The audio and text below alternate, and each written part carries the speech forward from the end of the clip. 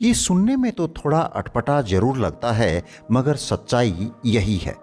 Gate others to do the work for you but always take the credit. दोस्तों, सत्ता की दुनिया में जंगल की गतिशीलता है, तो खुद एक गिद्ध की तरह बने और अपना बहुत सारा समय और ऊर्जा बचाएं। इतिहास गवाह है कि दुनिया भर की बड़ी बड़ी मशहूर हस्तियों ने चापलूसी से, जबरदस्ती या फिर पैसे के दम पर दूसरों के द्वारा किए गए कामों को अपने नाम कर लिया। ये सुनने में तो थोड़ा अटपटा जरूर लगता है, मगर सच्चाई यही है। रॉबर्ट ग्रीन के द्वारा लिखी गई किताब द 48 लॉज ऑफ पावर के 7वें नियम का सार भी व्यक्तिगत सफलता प्राप्त करने के लिए दूसरों के प्रयासों और प्रतिभाओं का लाभ उठाने के इर्द गिर्द ही घूमता है।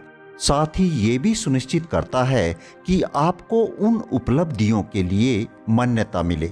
ये नियम कहता है, get others to do the work for you but always take the credit.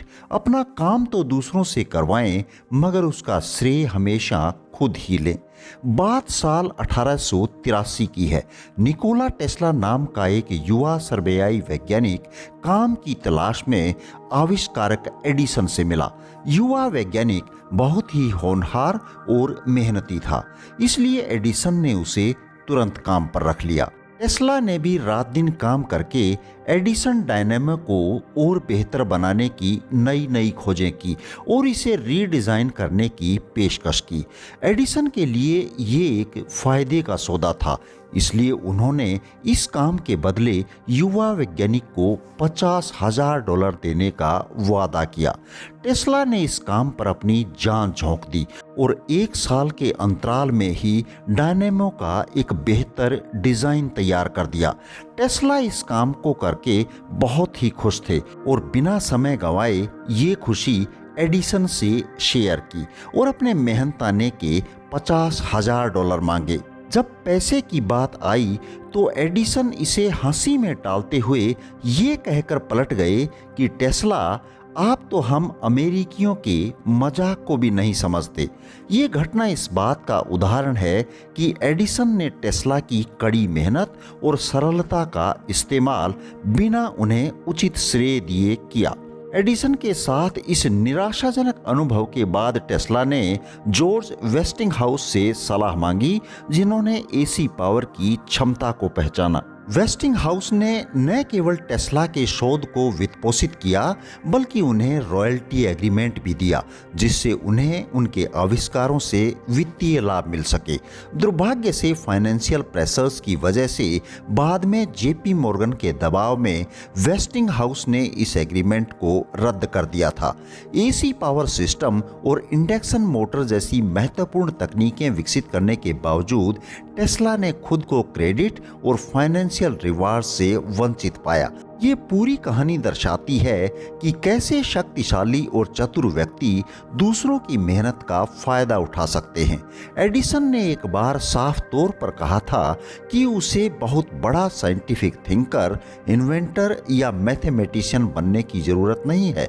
वो ये सब काम किसी दूसरे को हायर करके भी करवा सकते हैं। मार्कोनी को अक्सर रेडियो के आविष्कारक के रूप में श्रेय दिया जाता है, हालांकि उनका अधिकांश काम निकोला टेस्ला द्वारा दायर पेटेंट पर निर्भर था।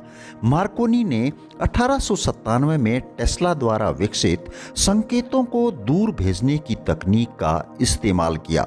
वायरलेस ट्रांसमिशन पर टेस्ला के शोध से मार्कोनी को खूब प्रशंसा मिली, जबकि टेस्ला के काम की कोई बात तक नहीं करता। ये दर्शाता है कि कैसे इतिहास सच्चे आविष्कारकों को नज़रअंदाज कर देता है। कलाकार पीटर पॉल रूबेंस ने पेंटिंग्स बनाने में दूसरे कुशल आर्टिस्ट की मदद ली। ऐसा करके उन्होंने खुद के मेहनती होने की छवि तो बनाए ही रखी और साथ में ये भी सुनिश्चित किया कि इसका श्रेय भी पीटर पॉल यानी कि अकेले खुद को ही मिले। आइजैक न्यूटन और विलियम शेक्सपियर दोनों ऐसे व्यक्तियों के उदाहरण हैं जिन्होंने दूसरों की उपलब्धियों पर आधारित काम किया। न्यूटन ने तो सार्वजनिक रूप से कहा था कि वे अपना काम निकालने के लिए दिग्गजों के कंधों का इस्तेमाल करते हैं। इसी तरह से शेक्सपियर ने दूसरे लेखकों के नोट्स को अपने नाम से छपवाकर प्रसिद्धि हासिल की। इस लेसन से हमें दोहरा सबक मिलता है। इस कानून का पहला पहलू ये पहचानना है कि कोई भी व्यक्ति अकेले सफलता प्राप्त नहीं कर सकता। ऐसे व्यक्तियों की पहचान करके जिनके पास ऐसे कौशल या ज्ञान है जिनकी आपको कमी महसूस होती है, आप प्रभावी ढंग से काम सौंप सकते हैं। इससे न केवल उत्पादकता बढ़ती है बल्कि आप अपने संसाधनों को खर्च किए बिना उनकी विशेषज्ञता से लाभ उठा सकते हैं। उदाहरण के लिए, यदि आप किसी ऐसे प्रोजेक्ट पर काम कर रहे हैं जिसके लिए ऐसे क्षेत्र में तकनीकी ज्ञान की जरूरत है जिसमें आप कुशल नहीं हैं, तो किसी ऐसे व्यक्ति को शामिल करना बुद्धिमानी होगी जो उस क्षेत्र में कुशल हो। यह सहयोग बेहतर परिणाम दे सकता है, बजाय इसके कि आप सब कुछ खुद से निपटाने का प्रयास करें।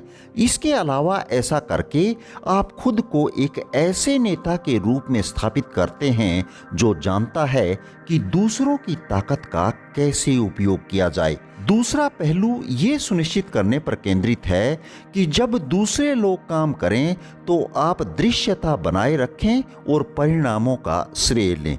उपलब्धियों और योजनाओं के इर्द गिर्द चर्चा को इस तरह से तैयार करें कि आपका नेतृत्व उजागर हो। इससे आप ये सुनिश्चित करते हैं कि जब सफलताओं का जश्न मनाया जाए तो आपका नाम प्रमुखता से दिखाया जाए। दोस्तों, सत्ता की दुनिया में जंगल की गतिशीलता है, जहां कुछ ऐसे जीव हैं जो शिकार करके खाते और जीते हैं।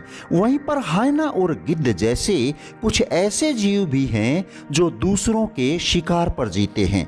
एक बार जब आपने एक पावर बेस एस्टेब्लिश कर लिया है तो खुद एक गिद्ध की तरह बने और अपना बहुत सारा समय और ऊर्जा बचाएं। अब अंत में एक हम्बल रिक्वेस्ट, यदि वीडियो पसंद आई है तो इसे लाइक, शेयर और चैनल को सब्सक्राइब करना बिल्कुल ना भूलें।